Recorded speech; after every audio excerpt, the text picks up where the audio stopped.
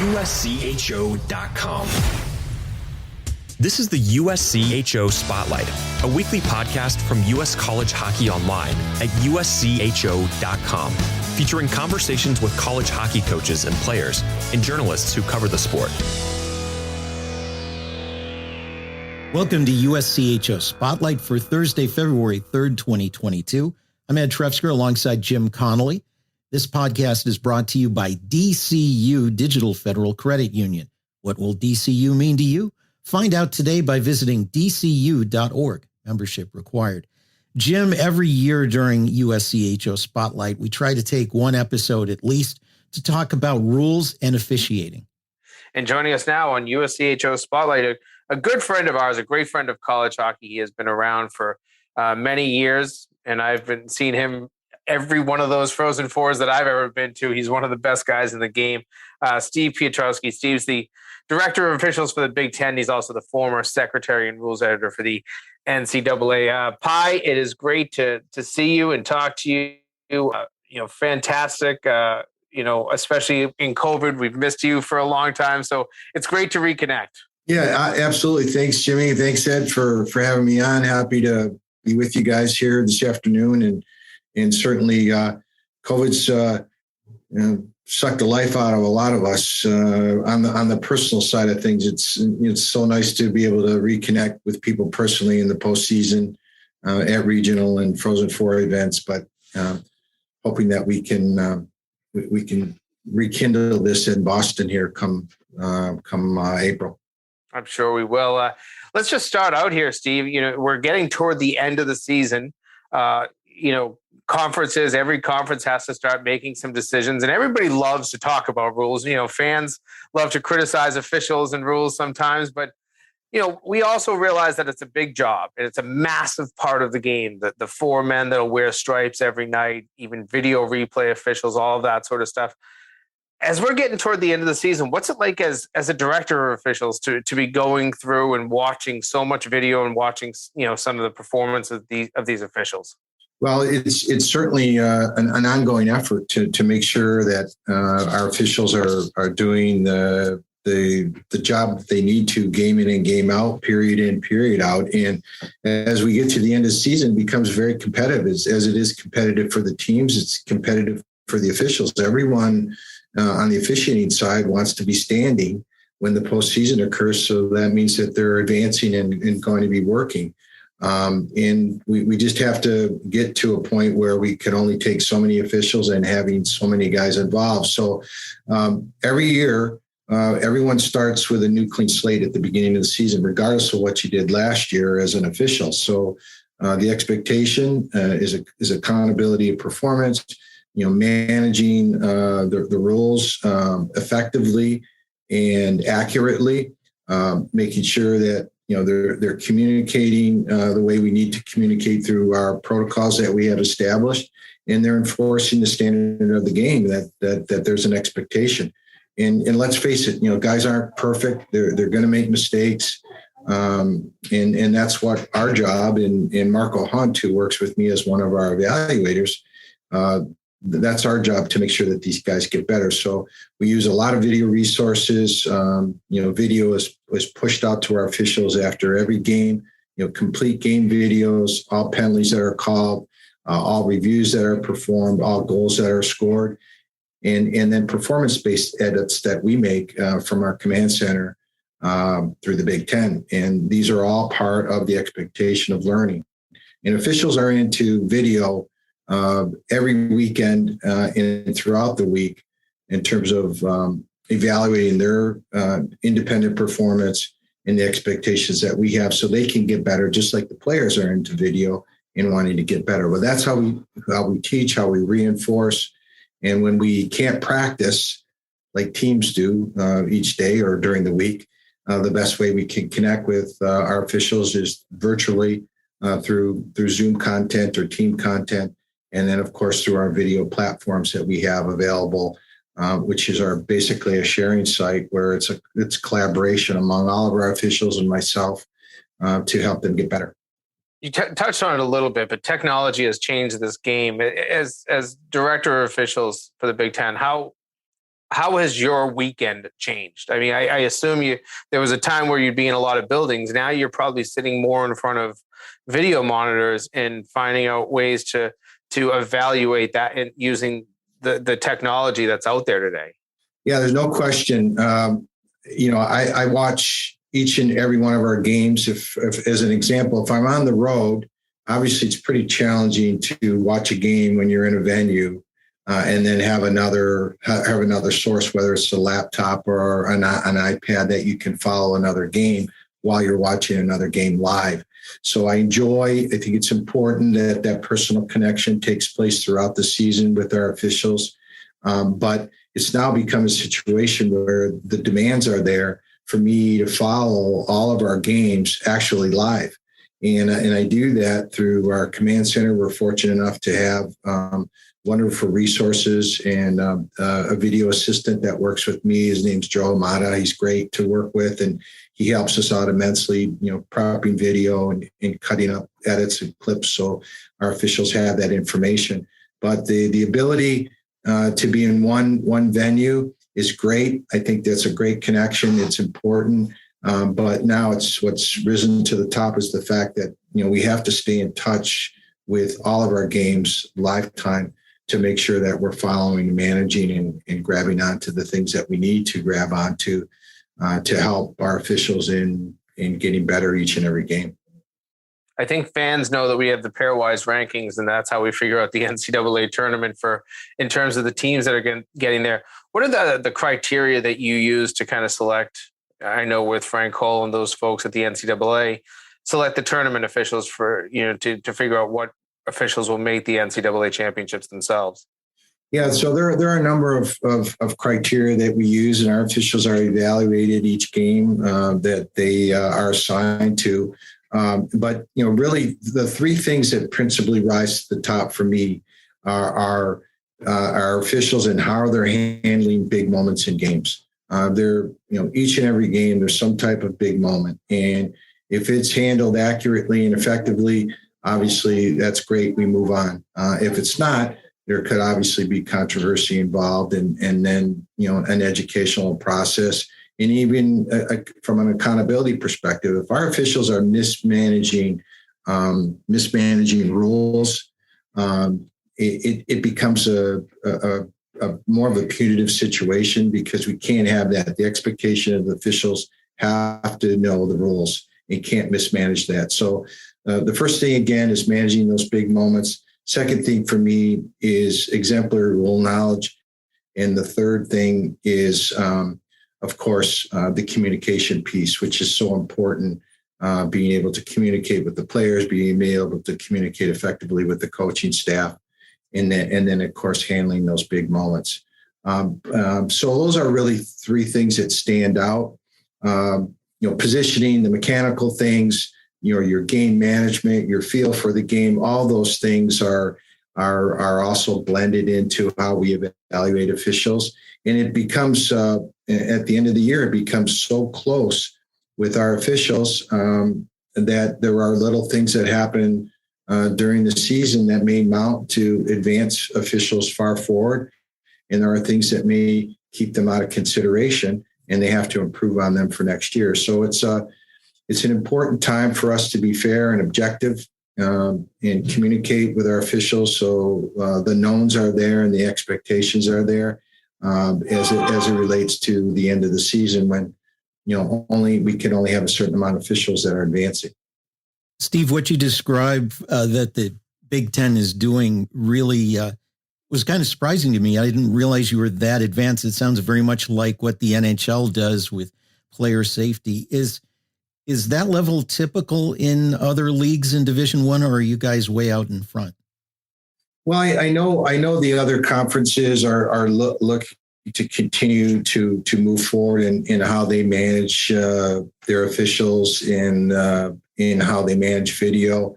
And so we have an excellent collaboration, Ed, among the other Division I directors, officials, and coordinators, to the point that we're talking weekly and sharing clips weekly, in some cases daily. I'm looking at my inbox here. I got 4 emails with video clips on what do you think? What's this call here?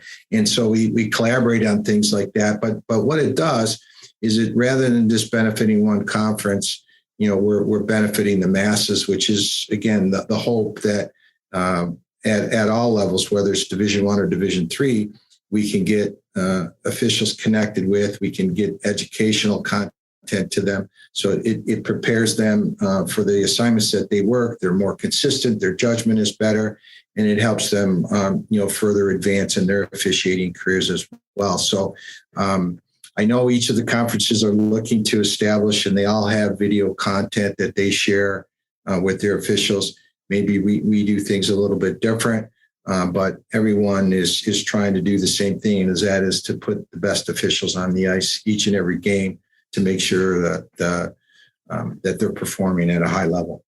How has the evolution of the game, the increase of the speed and skill level among players over the last decade, how has that impacted how officials approach the game, just in areas like seeing what's going on, conditioning, things like that? How's that impacted officiating? Yeah, at a tremendous level. And I think I shared in some of our interactions in the past, and I say that with a smile, that I think the misnomer for many people is that these guys are just kind of weekend warriors and show up 10 minutes before the game with their bag of tools and throw it in the locker room, and they throw their gear on and away they go, which is obviously farthest from the truth. And I say that in a humorous way because it is so not true. These guys prepare physically. They prepare mentally. They're into video. They're accountable to the video. So our video platform, as with many of the video platforms that are out there that our conferences are using, we know who's in video and we know who's not. And if you're not, obviously you have to answer to that and be accountable to it. But so the expectation of performing at a high level is tremendously more different than 10 years ago or 15 years ago. The conditioning aspect, I'm just amazed in terms of how officials prepare themselves away from the ice. And let's face it, what you do in private is going to show in public. So if you're not doing anything throughout the summer or in the off season on a physical conditioning basis, it's going to obviously show in public. And let's face it, if you can't skate, you can't be a Division I ice hockey official.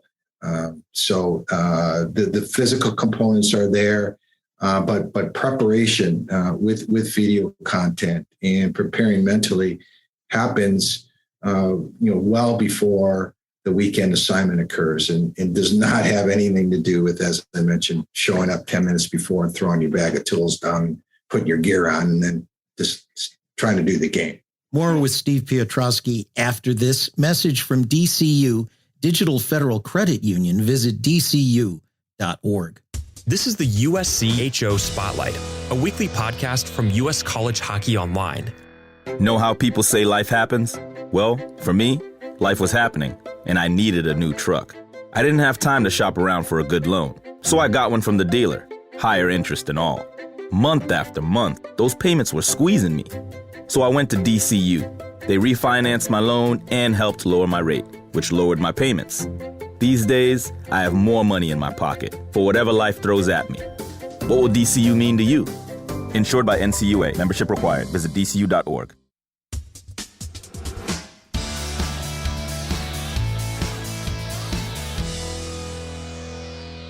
Continuing now with USCHO Spotlight.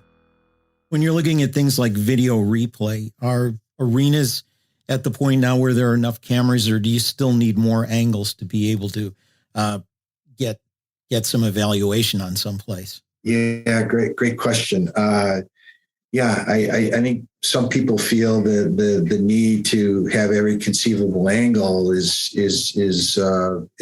necessary. Again, some arenas are equipped much better than others with camera angles. I don't know if from an NCAA rule perspective they'll ever mandate the requisite set of cameras that would be required. Just to give you an example, like during the season, there's probably 7 or 8 angles. If it's a televised game, that will be available. Each arena in each conference typically is going to have their required requisite set of consistent cameras. They have their overhead, which is probably where the majority of video review angles are considered before making a decision. Of course, they'll have the play-by-play camera, but now you have all of these other peripheral cameras that come to play, like attack zone cameras, which are mounted on the back of the glass, which show the net and shows the complete attack zone angle. You got reverse angles. You've got handheld cameras. You've got these cameras are like sort of the eye in the sky, which have a complete view of the ice surface.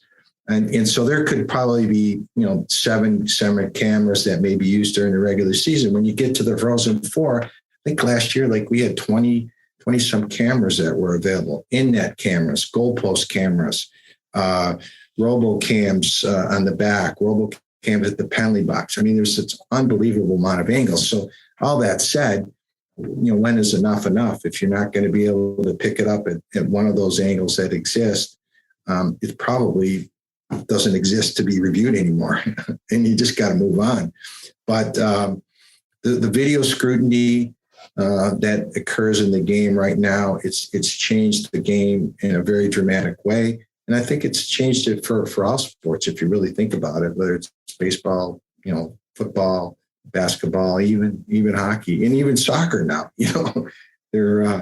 Everybody's getting involved in video to kind of re-officiate the play and make sure the call is right. But when is enough? I know that's probably the $1 million question. Are there too many things to get reviewed? And also, are there times when it just takes too much time and you really have to say, okay, we're not going to be able to tell and move on? Yeah. I think, going to your second part of your question, I think, by rule, there is no time limit that the officials can take to look at something. But I think I did a little my own little study on this. I think the longer an official stays in video, unless there's some kind of technological error and they're waiting for the angles to be brought, but the longer they dissect the video that's being shown them, the more likely they're trying to convince themselves that something is there that doesn't exist. If it's not going to pop and present with 100% conclusion, then you got to stay with your on-ice call because that's defensible, right? If it's over the goal line and maybe looks to be a little bit touching the goal line and your on-ice call was no goal, unless it's conclusive, you've got to stay with that. And again, that's real important. But the longer you're in there, the longer there's the opportunity to kind of talk yourself into something that's not there, because you're looking to make that goal not count opposed to making it count, finding ways to leave it, because that's your on-ice call. That's your instinct as an official and how you reacted to it. So that's really important. This first part of your question, the criteria. I think this is one of the areas that the Rules Committee is really going to dive into this summer is, are there too many things in the criteria? And are there too many discretionary things they're allowing officials, because they're concerned to make sure that they get the call right, are going to unnecessarily stop the game and look at something and re-officiating, opposed to going with instinct and then allowing the coaches to have some sort of challenge on everything in the criteria. And then if they challenge something, they don't overturn it. Does it result in a penalty or does it result in a loss of timeout? So those are part of the replay considerations, I believe. Speaking of Rules Committee, for a number of years, you were secretary of the Ice Hockey Rules Committee, and you were involved in a number of changes along the way. The last round of changes, warnings at the face-off circle instead of tossing players out, getting to choose which circle for a face-off, being a little tighter on too many men and some of those things. How have those played out, particularly with face-offs? We notice that every game, how different that is. Yeah, I think the face-off rule, keeping the center in there, has had some plus and some minus. I think when it was first rolled out, I think the impetus of really trying to educate the players to make sure that they understood the obligation to not encroach. Officials, linesmen were spending much too much time, and they were taking the length of time that was taking to get the puck down. Obviously, made it a little perplexing. So I've seen that improve. There's still some push to maybe bring back in from a consistency perspective, if there's an encroachment and there's a violation, to remove the center. But there's, I think the jury's still out on that. I think some of our coaches like it. Others may not. Some of our officials like it. Others may not. But it certainly does give you an opportunity to kind of have a relationship with that center during that game as a linesman to ensure that they're complying. But I've seen some improvement this year compared to when it was first rolled out last year on that. On the other side of that, being able to choose sides, I think we're seeing an uptick in offensive chances. I won't say it's concluding into more goals scored, because there isn't data to support that, but it is allowing for more chances, and that's moving along now. Now the coaches understand that there isn't this great delay in the game that's occurring. So I think that's been good to create some more offensive chances. Now the next part of that is, does it translate into more goals scored? Steve, before we were talking today off the air, we were talking about the difficulty it has been to not just recruit, but develop and maintain relationships with officials. And this goes across almost every sport, and probably is most problematic at the earliest levels, that, parents are really hypercritical of young, officials that are out there at the youth hockey and youth baseball, youth basketball, youth football levels. And it discourages officials from maintaining, what they enjoy about going out and officiating, which is, being part of a really, great environment, a competitive environment. You don't always have to be a player to be right in the middle of a game. How have you seen that develop throughout the country? And when you're trying to recruit officials, how important is it to try to, and this is kind of a separate question, but along the same line, to try to get former players that, want to stay in the game because they have just a better feel for the game? Sure.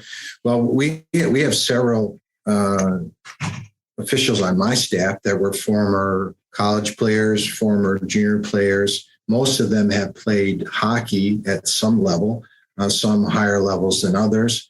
And so I've always been trying to recruit players, but interesting that they tell me after their playing days are done, I don't want to do that. I saw the abuse you guys took when I played. I can't handle that. I can't do that. And then for those that kind of make that turn and come around, they say, hey, I really enjoy that. But the biggest attraction for college players is the fact that if they know they're not going to play anymore, they chase the dream, they're done playing, they don't want to coach, and they've graduated, they have their degree, they're working, they're starting a family. What better way than to stay in the game competitively than to officiate? And that's kind of how it kind of came around for me. I was a college player. I played a little bit of hockey after, and my wife said, enough of that. And, I finished my graduate degree and was fortunate enough to have a good job. And then I got involved in officiating. That I loved it, stayed in the game competitively. So that's the kind of thing that I try to instill in the players, the college players that I recruit. But my biggest source of recruiting comes from the U.S. Junior program. And Scott Zelkin. Scott does a great job with developing officials at the grassroots level. Many of these officials are chasing the dream to be a pro hockey official, and some come to the realization that it's not going to go any further, and what better avenue is to introduce them into college hockey. And so I'd probably 90% of plus of my officials are coming from that league. in Scott's program. So they're prepared at the grassroots level mechanically. They're athletic. They can skate. They understand the commitment at a high level. And we just got to teach them to be a good college official. And so that's really been helpful. But much like a coach of a team who has to constantly be looking at recruiting every year, that's the same thing I do. I mean, I have to look to succession planning. Like there's injuries occur, life-changing family events with a job or family that doesn't allow one of my guys to be available. I've got to replace them and make sure that, my regional commitment to where I put officials and have them reside. So travel isn't an issue. If it's weather related or other things, I have to make sure I have pockets officials in certain regional areas. But I always ongoingly have to look at bringing in new opportunities for guys and then developing them. We're fortunate enough. We've had some really good, like one of my referees this year was selected to work in the World Juniors.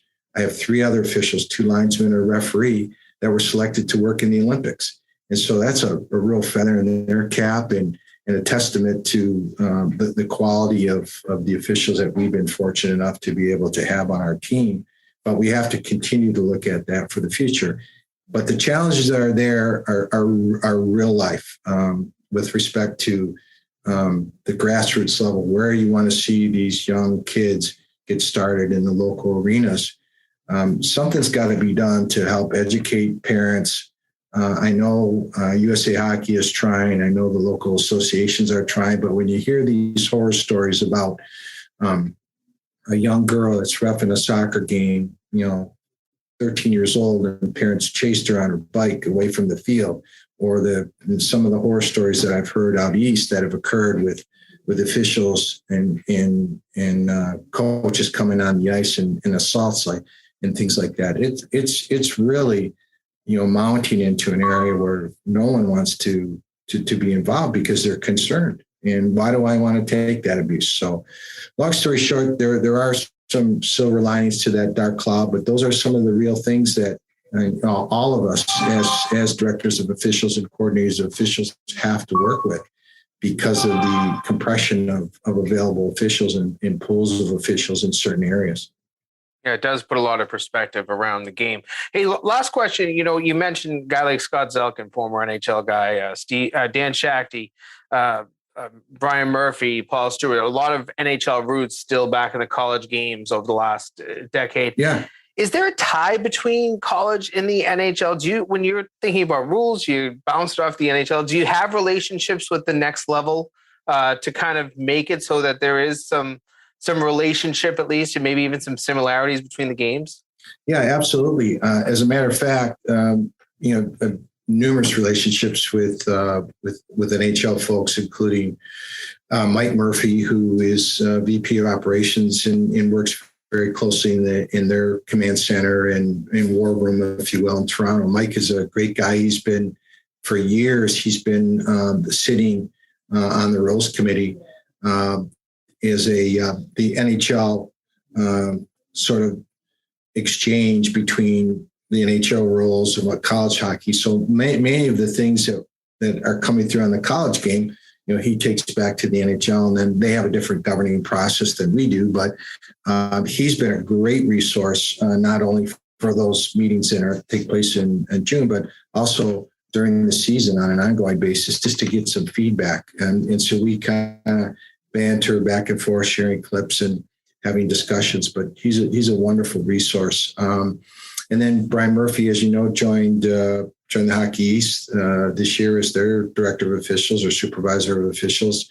And Scott is doing a great job again with the USA Hockey program and helping develop those officials. So this close collaboration and this close network of former officials that are now into administrative or supervisory roles is real important in helping kind of keep moving things forward to help in the development stages of officials that are currently on the ice.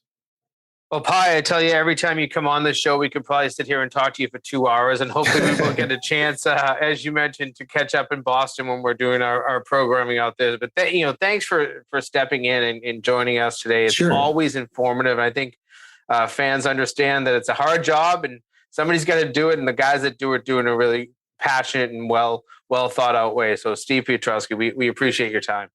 You're very welcome. Nice to see you guys, and look forward to seeing you in Boston. Jim, I am fascinated by this conversation we've just had with Steve about some of the things that go on behind the scenes we're not aware of. All the video review and all the training and conditioning and things like that. It has to feel really difficult at times as the game changes, as the game speeds up, as the players get more skilled, to keep pace with that as an official. There's no doubt. I mean, this game has changed so much, in just 20 years. You look at the NHL, what they did after their first big lockout, and the ability to, basically add some penalties or re-emphasize some penalties that took a lot of the clutching and grabbing out of the game. That really sped up the game. It added a lot of skill into hockey. And I think that is now, passed down very well to the NCAA level. But, you're right. It changes the whole pace of the game and the whole entire game. And so you talk about, the ability for officials to stay conditioned. I know a lot of them, and I don't know a lot of them that are anybody really that is not in great physical shape. They're all fantastic, in not just their ability to watch the games and officiate, but also in their skills and their physical health. And I think that that's really important. But the continued evolution of technology and what we're able to do with video and automation that has gone into the game, and I've talked with some leagues about the ability to just use a service that can, every time there's a penalty called in the game, someone somewhere or a computer is flagging it and giving the officials that automatic feedback. So as soon as the game's over, an official, I think even with some of these, it's as soon as you can go into an intermission, you can go in as an official and look at some of the calls and understand things a little bit better of, did I see the angle right? Did I get this right? Did I miss something? Was there something that I needed to see? And then, as Steve said, they provide video feedback to their officials and have the understanding of what was watched and what wasn't watched. And that if you have an official that won't watch his clips when he sent them, you have to take some punitive action. You have to punish an official if they're not going to try to get better and improve. And I think that is one of the most important parts of this game. People don't understand how fast hockey is sometimes. Unless you have a chance to get into an arena and maybe sit in the first 3 rows, the speed of the game probably doesn't look ridiculously fast, especially say on TV. But you see this game and how hard the officials are working. Don't forget, they never get off the ice. They get water breaks on these media timeouts, but that's about it. And the pace that they have to not just skate, but that they have to see things in real time and make quick decisions based on what they see. They do have some assistance on certain calls about video review. But I think that for the most part, these officials that we see across the country do a fantastic job of getting as much right as humanly makes sense. I'm not going to say humanly possible, but humanly makes sense. Because as we've talked with coaches that say everybody's human. There's human error involved in sports. And this is one of those things that you have to kind of underline and say, you have a little bit of human error, but these guys do a really good job of minimizing that error. Well, and you bring up a really good point. For fans, they may not realize how different the game looks at ice level, especially when you're out on the ice. I mean, I've been between benches during games and down at that level. You see a very different game from up high in the stands or in a broadcast position than you do on the ice. And that's where cameras come in and replays come in, because that gives the officials the benefit of an angle directly above or from high up that they don't have on the ice. So when you're critical of an official for missing something or not seeing something, remember, they're seeing it maybe from behind the play or in front of the play. They don't have the advantage of being alongside or up above, and it's happening at a ridiculously fast pace at ice level. Certainly. And, I think I give the officials more a benefit of the doubt than, maybe some people do. I just think that their job's very hard. I never officiated hockey, but I've officiated one of the slower sports, baseball. And that I even thought was one of the, a fast-paced sport. I've officiated basketball, which, kind of is in the middle in terms of speed. But hockey is fast. And you're also dealing with athletes that, even there are, you see some officials out there that probably stand at 5'6", 5'7", 5'8". You're diminutive to the entire crowd that's on the ice around you. Most of the players out there in college now are 6 foot and larger. So you have to think about just how everything interacts and those extra camera angles, those extra looks. I think we all probably agree that at times instant replay can get to be too much in college hockey. Sometimes you have really long reviews. But I liked how Steve put it, that if you're looking too long and there's not a technical problem, because we see those a lot, but if there's not a technical problem in terms of getting you the angles and you're looking too long at a call, you're probably looking for a way to change the call. And that's not the best practice. So I think, video review probably will get looked at a little bit in this next rules cycle. I would love to see it mimic the NHL's a little bit more, where there's more of a penalty for a coach if they challenge a call and get it wrong. And you don't, as officials, go in just out of instinct and say, let me look at that play again. You wait for a coach's challenge. I think that that's probably the best route that we have to take. It works in the NHL. We don't see a ton of coaches' challenges because they understand that if they get it wrong, it's going to be a minor penalty. It's going to impact their on ice, strength. So I don't know. I don't know what the best solution is, but I think that we've seen instant replay go from, just looking at a couple of things here and there to a lot of really broad spectrum of things that officials can look at. And it's probably somewhere in the middle that will work the best. Well, in any case, we hope this has been useful to everyone listening, because certainly anyone who's a fan, even somebody who's an experienced coach, everybody can learn a little bit more about rules and officiating. And that'll do it for this edition of USCHO Spotlight, which has been brought to you by DCU Digital Federal Credit Union. What will DCU mean to you? Find out today by visiting dcu.org. Membership required. For Jim Connelly, I'm Ed Trefzger, and we'll catch you next time. This has been the USCHO Spotlight, a production of U.S. College Hockey Online. Visit uscho.com/podcasts to listen or subscribe.